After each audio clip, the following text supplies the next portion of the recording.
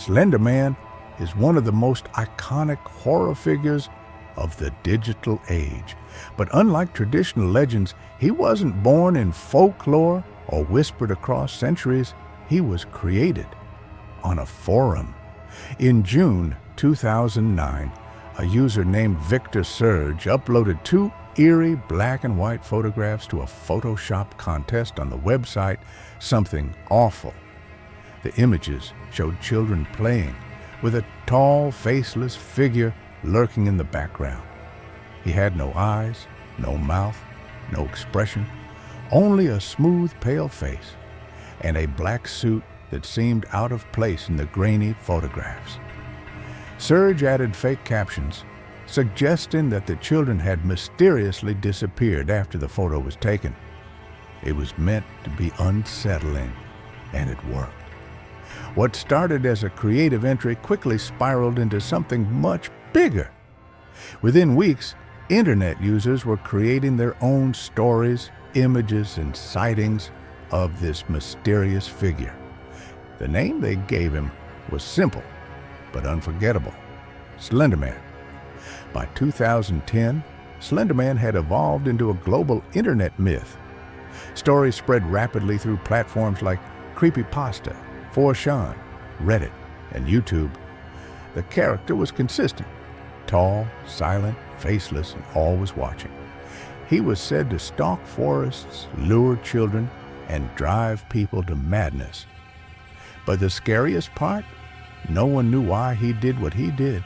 It was this mystery, this emptiness, that allowed people to project their own fears onto him. From there, Slenderman entered gaming culture with the indie hit Slender, The 8 Pages, 2012. Players wandered through a dark forest, hunted by the silent figure. The game's minimalism, no combat, no music, just fear, made it a viral success. YouTube exploded with gameplay videos. Fan-made films emerged.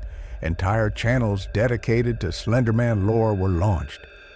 But perhaps the most influential of them all was Marble Hornets, a YouTube horror series that portrayed Slenderman, reimagined as the Operator, through found footage style storytelling.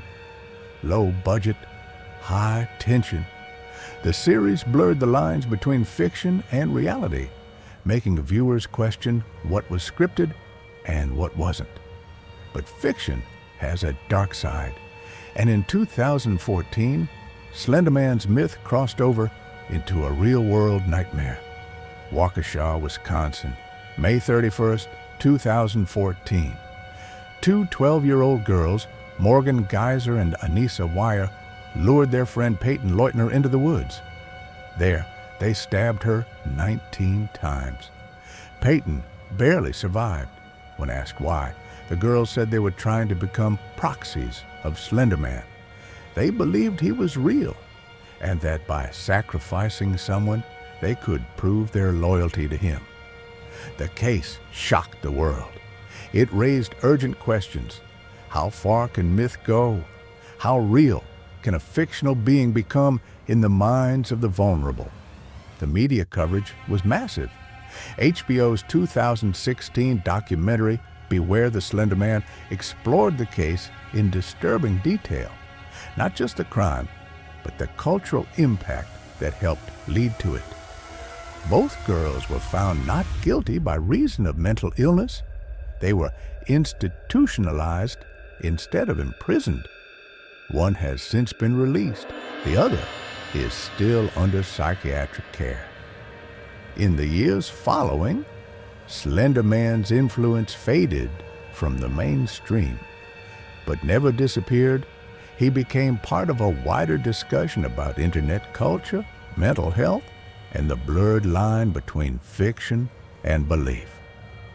Some researchers have even compared Slenderman to an egregore, a concept in occult philosophy that describes a being created from collective thought. According to this theory, the more people believe in Slenderman, the more real he becomes. That might sound absurd, but consider this. Slenderman didn't exist until we imagined him. And then we gave him stories. We gave him behavior. We gave him witnesses. Today, his legacy continues in indie games, digital art, short films, and even urban legends told by children too young to remember where he came from. They just know he's out there. Maybe he never truly existed in flesh and blood, but in minds, in fears, and in stories. He's very, very real.